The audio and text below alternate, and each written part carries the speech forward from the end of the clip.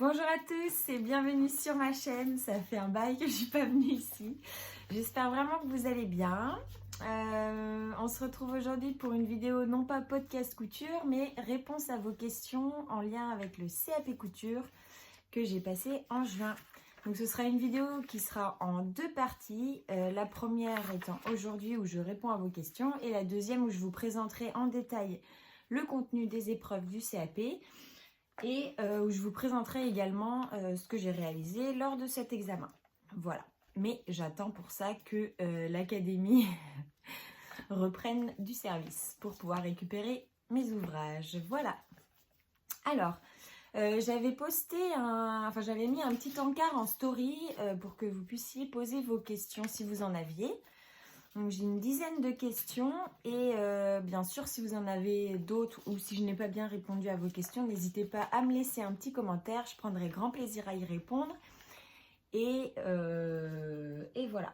Juste rapidement, j'avais pas le mojo couture ces derniers temps, c'est pour ça que vous ne m'avez pas vu en vidéo. Mais ça y est, c'est bien repris, c'est les vacances, tout va bien. J'allais dire il fait beau, mais en fait non, pas tellement. Voilà. Donc c'est parti pour les questions. Alors, j'ai Phil en rêve qui m'a demandé « Est-ce que tu as un livre à nous conseiller ?» Alors oui, j'ai tout préparé. Donc c'est ce bouquin, c'est Passer votre CAP couture avec Artesane.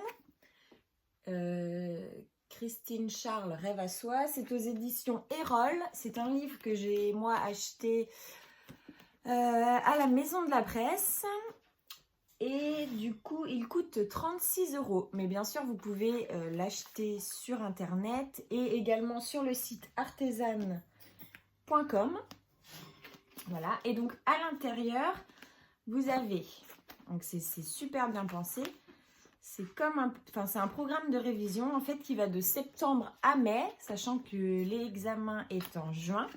Et donc, chaque mois, vous avez un basique à coudre. Vous avez un peu d'histoire de la mode, de la connaissance des matériels, du dessin de style, du patronage. Par exemple, pour le mois de septembre, vous avez la jupe évasée. Donc voilà. Et donc, vous avez également les planches à patron qui sont fournies. Donc, par contre, c'est des tailles 38. Mais quand vous achetez le livre, vous avez un code en début de livre qui vous donne accès au site internet et à l'espace interactif qui est dédié. Et à l'intérieur, vous avez des supports vidéo et des QCM et également des planches à patron en taille réelle, taille 36 à 48. Voilà, que vous pouvez imprimer. Donc c'est très très bien pensé, c'est un budget relativement peu cher, je trouve, 36 €. Et bon, il est super bien fait, malheureusement, moi je suis une grosse flemmarde, donc j'ai pas révisé, mais si c'était à refaire vraiment, je mangerais ce bouquin, je pense, hein, du début à la fin. Et même maintenant, en fait, il y a pas mal de techniques, d'astuces et d'explications qui sont très bien réalisé, quoi. Et puis Artesane, ça a une très bonne réputation pour ce qui est des cours en ligne. Voilà, donc c'est le livre que je vous conseille. Alors, question suivante. Graziella Q49 me demande « Veux-tu devenir pro en couture ou c'est seulement pour ta satisfaction personnelle ?» Alors, à l'avenir, j'aimerais vivre de la couture, bien entendu, mais... enfin, bien entendu, non, c'est pas obligé, hein, mais j'aimerais vivre de la couture. Maintenant, je l'ai surtout passé pour savoir où je me situe par rapport aux professionnels, voir un peu le niveau exigé. Et aussi, je me suis mis ça comme un petit challenge perso. Et je me suis dit, en fait, même si tu ne l'as pas, c'est pas grave, tu auras quand même eu le mérite de t'être lancé. Et moi, j'aime bien passer des examens, j'avoue. Même si c'est un peu stressant et que là, pour le coup, bon, j'y suis allée un peu les mains dans les poches. N'empêche que je trouve ça toujours enrichissant d'apprendre et d'avoir un diplôme supplémentaire, si possible, sur son CV. Voilà. Et du coup, ça me donne un peu plus de légitimité pour me lancer dans la couture, quoi. Voilà. Mais avant tout, satisfaction personnelle. Pardon, ça bouge un peu. Le fil de Lily me demande, alors il y a plusieurs questions. La première, est-ce que c'est accessible facilement si on veut le passer en candidat libre? Alors oui, c'est-à-dire, alors je ne sais pas si je vais bien répondre à ta question, mais en fait vers octobre, les académies ouvrent les inscriptions en fait au concours, donc là il suffit de s'inscrire. Suite à ça, bon, il va vous être demandé de remplir un dossier, enfin de fournir des pièces justificatives. Par exemple, est-ce que vous avez déjà le bac? Si vous avez le bac, ça vous exempte de passer les épreuves générales, à savoir français, maths, histoire, géographie par exemple. Donc moi c'était mon cas. Du coup, on vous demande de fournir ces pièces justificatives. Mais sinon, oui, du coup, c'est accessible. Alors par contre, si ta question est de savoir si c'est facile de passer cet examen, je dirais oui et non. En fait, ça dépend vraiment de l'expérience que tu as en couture, de ta capacité logique et puis de tes révisions éventuellement. Voilà. Est-ce qu'il y a beaucoup de personnes qui le passent en candidat libre? Alors ça, c'est très vaste comme question. Moi, dans mon groupe, alors je faisais partie de l'Académie de Nantes. Il y a une épreuve, donc la dernière épreuve qui est la confection du vêtement de A à Z, qui dure 2 jours et demi. Et donc là, c'était donc sur une semaine, il y avait 2 groupes qui le passaient. Et moi, dans mon groupe, on était, en me comptant, on était 5. Voilà, donc c'est très, très flou comme question, sachant que normalement, voilà, je l'ai passé à Angers, mais j'aurais dû le passer à Cholet. Et les examinatrices nous ont dit qu'il y avait beaucoup trop de candidats à Cholet. C'est pour ça qu'il y en a qui étaient délocalisés à Angers. Voilà. Quel est l'âge en moyenne des personnes qui passent en candidat libre? Alors là aussi, c'est très... Je ne peux pas forcément répondre à cette question. Sur toute la France, je ne sais pas. Dans mon groupe où on était du coup 5, je dirais que la moyenne d'âge était autour de 35, peut-être 45 ans, 35-40 ans, ouais. Ouais, facile. Il y avait une fille, je pense, qui était plus jeune que moi. Mais sinon, ouais, je pense que les 3 autres étaient plus âgés. Hein. J'aurais dit, ouais, au moins 38-45 ans. Voilà. Alors, Bainakali me demande, gamme de montage comme dans le livre CAP d'artisane. Alors, effectivement, il faut savoir que les gammes professionnelles, les gammes de montage professionnelles, c'est pas du tout comme les patrons qu'on a l'habitude de coudre avec des schémas, des photos, des explications plutôt claires. Là, les gammes, alors j'essaye de vous en trouver une. Voilà.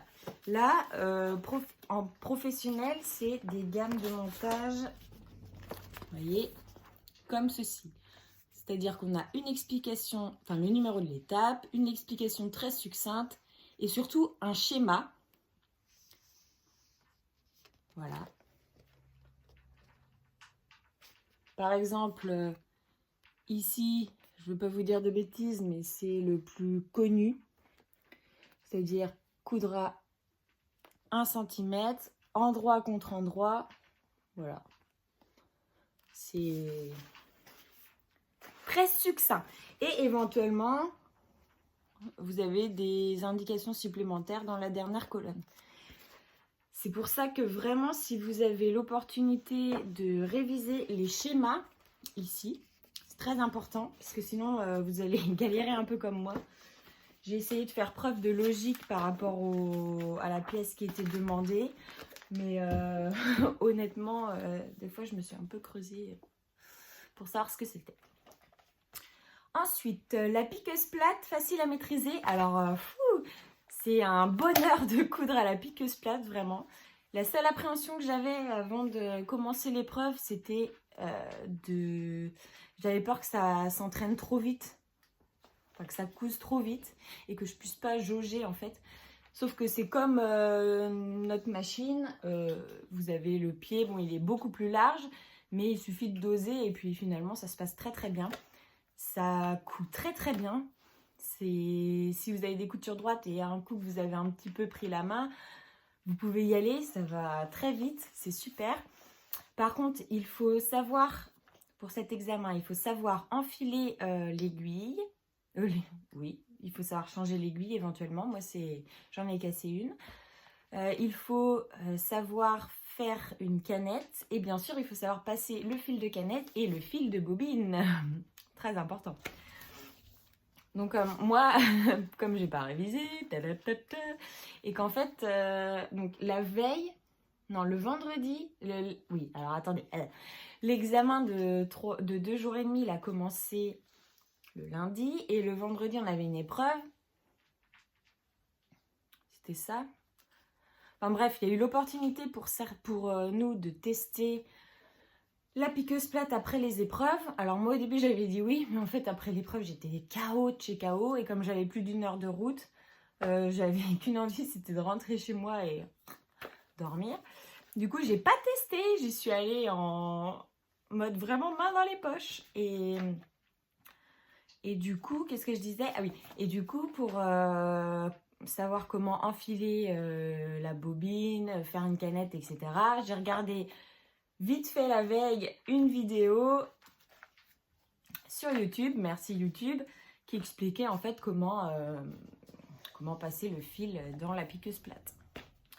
Et bon, sur le coup j'ai un peu galéré, mais ça c'est fait. Faut y aller vraiment en mode détente. Si surtout en plus c'est pour un challenge perso, si c'est pas une reconversion professionnelle, vraiment faut y aller en mode détente.